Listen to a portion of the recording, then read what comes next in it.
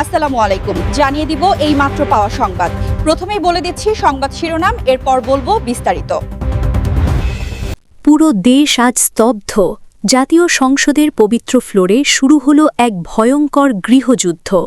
আজ সবথেকে বড় আর অবিশ্বাস্য হাড় হিম করা খবর, জুলাই সনদ নিয়ে বাগবিতণ্ডার জেরে এনসিপি নেতা হাসনাত আবদুল্লাহকে নাকি সরাসরি সংসদের ভেতরেই কুত্তার মতো পিটিয়ে রক্তাক্ত করেছে বিএনপি। গুরুতর আহত হাসনাত এখন ঢাকা মেডিকেলের বিছানায় মৃত্যুর সাথে পাঞ্জা লড়ছেন। এই হামলার বদলা নিতে ঢাকাকে এক রংক্ষেত্রে পরিণত করার চরম হুঁশিয়ারি দিল জামায়াত ও ১১ দলীয় জোট। পর্দার আড়ালে আসলে কোন ভয়ঙ্কর ষড়যন্ত্রের সত্য আজ সবার সামনে ফাঁস হতে যাচ্ছে। এক সেকেন্ডও না টেনে পুরো ভিডিওটি শেষ পর্যন্ত দেখুন। এরপর জানাবো পাবনায় হামের ভয়াবহ বিস্তার। মাত্র ২৪ ঘণ্টায় ১৭ জন নতুন রোগী শনাক্ত, বাড়ছে শিশুদের ঝুঁকি। আরও জানাবো সাতক্ষীরায় অবৈধভাবে তেল মজুত করে কৃত্রিম সংকট তৈরির চেষ্টা। ২ প্রতিষ্ঠানে অভিযান চালিয়ে জরিমানা করেছে প্রশাসন। এতক্ষণ শুনছিলেন শিরোনাম, এখন বলবো বিস্তারিত। তাই ভিডিওটিতে একটি লাইক দিয়ে চ্যানেলটা সাবস্ক্রাইব করে সম্পূর্ণ ভিডিওটা মনোযোগ দিয়ে দেখতে থাকুন। পুরো দেশ আজ এক অবিশ্বাস্য আর হাড়হিম করা রাজনৈতিক বিস্ফোরণে স্তব্ধ হয়ে গেছে। কারণ জাতীয় সংসদের পবিত্র ফ্লোরে আজ শুরু হয়েছে এক ভয়াবহ গৃহযুদ্ধ। আজ সবথেকে বড় আর চাঞ্চল্যকর খবর হল, জুলাই সনদ নিয়ে বাগবিতণ্ডার জেরে এনসিপি নেতা হাসনাত আবদুল্লাহকে নাকি সরাসরি সংসদের ভেতরেই কুত্তার মতো পিটিয়ে রক্তাক্ত করেছে বিএনপির একটি উগ্র অংশ। পরিস্থিতি এতটাই ভয়াবহ যে গুরুতর আহত হাসনাত আবদুল্লাহ এখন ঢাকা মেডিকেল কলেজ হাসপাতালের বিছানায় মৃত্যুর সাথে পাঞ্জা লড়ছেন। এই নৃশংস হামলার বদলা নিতে এবং অপরাধীদের বিচারের দাবিতে পুরো ঢাকাকে এক রণক্ষেত্রে পরিণত করার চরম হুঁশিয়ারি দিয়েছে জামায়াত ও এনসিপি সহ ১১ দলীয় জোট। পর্দার আড়ালে আসলে কোন ভয়ঙ্কর ষড়যন্ত্রের ইশারায় দেশের সর্বোচ্চ আইনসভা আজ রক্তে রঞ্জিত হল এবং কেন জুলাই বিপ্লবের সহযোদ্ধারা আজ একে অপরের জানের দুশ্মন হয়ে উঠল, আজ সেই সব অকুণ্ঠত্ব আজ জাতীয় সামনে সরাসরি ফাঁস করব। তাই পরিস্থিতির গভীরতা বুঝতে এক সেকেন্ডও না টেনে পুরো ভিডিওটি শেষ পর্যন্ত দেখুন। কারণ আজকের এই ঘটনা বাংলাদেশের ক্ষমতার মসনদ চিরতরে নাড়িয়ে দিতে পারে। সংসদ সচিবালয়ে এবং ঢাকা মেডিকেল কলেজ হাসপাতালের অত্যন্ত বিশ্বস্ত সূত্র থেকে পাওয়া তথ্য অনুযায়ী আজ সংসদ অধিবেশন চলাকালীন যখন জুলাই বিপ্লবের চেতনা ও জুলাই সনদ বাস্তবায়ন নিয়ে আলোচনা শুরু হয়, ঠিক তখনই বিএনপি ও এনসিপি সদস্যদের মধ্যে নজিরবিহীন বাগবিতণ্ডা শুরু হয়। প্রত্যক্ষদর্শীদের দাবি, তর্কের এক পর্যায়ে বিএনপির কয়েকজন সদস্য হাসনাত আবদুল্লাহর ওপর অতর্কিত ঝাঁপিয়ে পড়েন এবং তাকে পশুর মতো পিটিয়ে সংসদ ভবনের ফ্লোরে ফেলে দেন। নিরাপত্তারক্ষীরা তাকে উদ্ধারের আগেই তিনি মারাত্মকভাবে জখম হন। বর্তমানে তাকে ঢাকা মেডিকেলের আইসিইউতে রাখা হয়েছে এবং তার অবস্থা অত্যন্ত আশঙ্কাজনক। এই খবর ছড়িয়ে পড়ার পর থেকেই জামায়াত ও ১১ দলীয় জোটের হাজার হাজার নেতাকর্মী রাজপথে নেমে এসেছেন এবং তারা রাজধানীর বিভিন্ন প্রবেশপথ অবরোধ করে রেখেছেন। তাদের স্পষ্ট দাবি, আগামী ২৪ ঘণ্টার মধ্যে হামলাকারীদের গ্রেফতার না করলে পুরো দেশকে অচল করে দেওয়া হবে।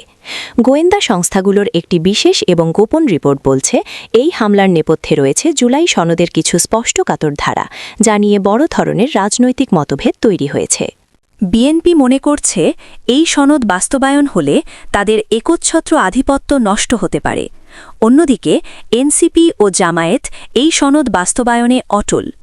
রাজনীতির অন্দরমহলে কান পাতলে শোনা যাচ্ছে, গত কয়েক রাত ধরে প্রভাবশালী কিছু মহলে গোপন বৈঠক হয়েছে, যেখানে সিদ্ধান্ত নেওয়া হয়েছিল যে কোনো মূল্যে হাসনাত আবদুল্লাহর প্রভাব খর্ব করা হবে। আজ সংসদে সেই পরিকল্পনারই এক নিষ্ঠুর এবং বর্বরচিত প্রতিফলন দেখা গেছে।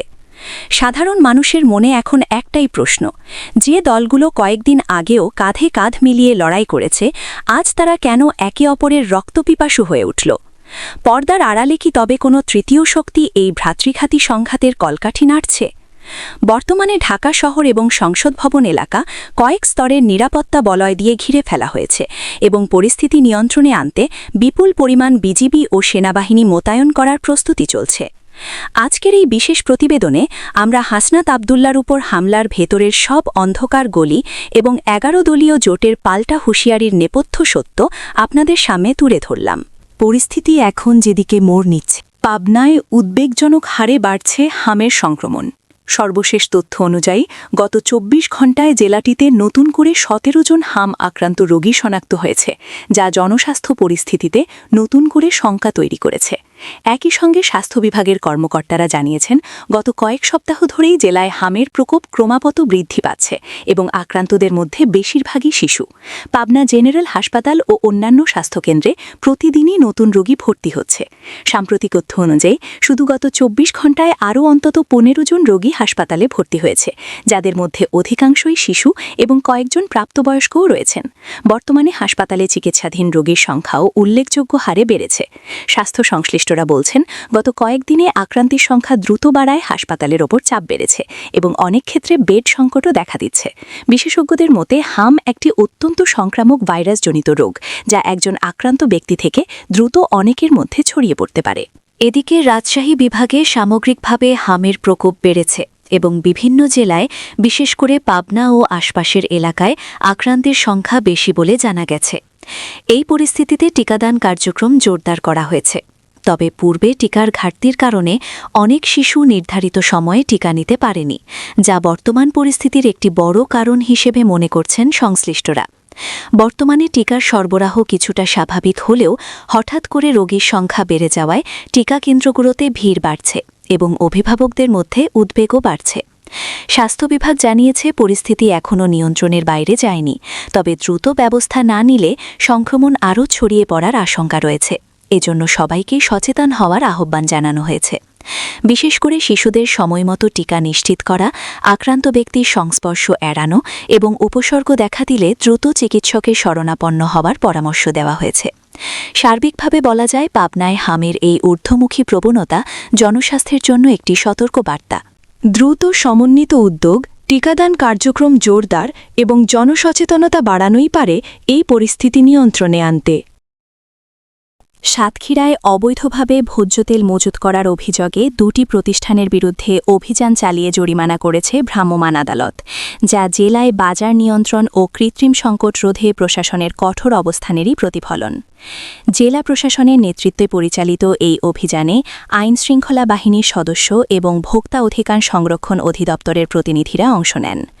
সংশ্লিষ্ট সূত্র জানায়, গোপন সংবাদের ভিত্তিতে শহরের সুলতানপুর বড়বাজার এলাকায় এই অভিযান পরিচালনা করা হয়, যেখানে বেশ কিছু প্রতিষ্ঠানে বিপুল পরিমাণ ভোজ্য তেল মজুত করে রাখার অভিযোগ ওঠে। অভিযান চলাকালে ২টি প্রতিষ্ঠানে অবৈধভাবে তেল মজুদের প্রমাণ পাওয়া গেলে তাৎক্ষণিকভাবে তাদের বিরুদ্ধে ব্যবস্থা নেওয়া হয়। ভ্রাম্যমাণ আদালত পরিচালনাকারী নির্বাহী ম্যাজিস্ট্রেট জানান, বাজারে কৃত্রিম সংকট সৃষ্টি করে অধিক দামে বিক্রির উদ্দেশ্যে এসব তেল গুদামজাত করে রাখা হয়েছিল। পরে আইন অনুযায়ী একটি প্রতিষ্ঠানের মালিককে ২০,০০০ টাকা এবং অন্য একটি প্রতিষ্ঠানের মালিককে ৫,০০০ টাকা জরিমানা করা হয়। মোট জরিমানার পরিমাণ দাঁড়ায় ২৫,০০০ টাকা। অভিযানে অংশ নেওয়া সংশ্লিষ্ট কর্মকর্তারা বলেন, সম্প্রতি জ্বালানি ও ভোজ্য তেলের বাজারে অস্থিরতা তৈরি হওয়ায় কিছু অসাধু ব্যবসায়ী সুযোগ নিয়ে অবৈধভাবে পণ্য মজুত করছে। এর ফলে সাধারণ ভোক্তারা ন্যায্য মূল্যে পণ্য থেকে বঞ্চিত হচ্ছেন। এমন পরিস্থিতি মোকাবেলায় প্রশাসন নিয়মিত নজরদারি বাড়িয়েছে এবং দেশের বিভিন্ন জেলায় একযোগে অভিযান পরিচালনা করছে। জানা গেছে, শুধু সাতক্ষীরাই নয়, সারা দেশেই জ্বালানি ও তেল মজুত বিরোধী অভিযানে বিপুল পরিমাণে অবৈধ জ্বালানি উদ্ধার করা হয়েছে এবং বিভিন্ন ক্ষেত্রে জরিমানা ও কারাদণ্ড দেওয়া হয়েছে। এসব অভিযানের লক্ষ্য হচ্ছে বাজারে স্বাভাবিক সরবরাহ বজায় রাখা এবং কৃত্রিম সংকট ও মূল্যবৃদ্ধি প্রতিরোধ করা। অভিযান সংশ্লিষ্ট কর্মকর্তারা আরও জানান, ভবিষ্যতেও এ ধরনের অভিযান অব্যাহত থাকবে এবং যারা বাজারে অস্থিরতা সৃষ্টি করতে চায় তাদের বিরুদ্ধে কঠোর আইনগত ব্যবস্থা নেওয়া হবে। একই সঙ্গে সাধারণ জনগণকেও এ ধরনের অনিয়মের তথ্য প্রশাসনকে জানাতে আহ্বান জানানো হয়েছে। সার্বিকভাবে বলা যায়, সাতক্ষীরায় এই অভিযান শুধু একটি বিচ্ছিন্ন ঘটনা নয়, বরং দেশের চলমান বাজার পরিস্থিতি নিয়ন্ত্রণে সরকারের কঠোর পদক্ষেপের অংশ। অবৈধ মজুদ ও সিন্ডিকেটের বিরুদ্ধে এই ধরনের অভিযান অব্যাহত থাকলে বাজারে স্থিতিশীলতা ফিরবে এবং ভোক্তারা ন্যায্য মূল্যে পণ্য পেতে পারবেন, এমনটাই প্রত্যাশা সংশ্লিষ্টদের।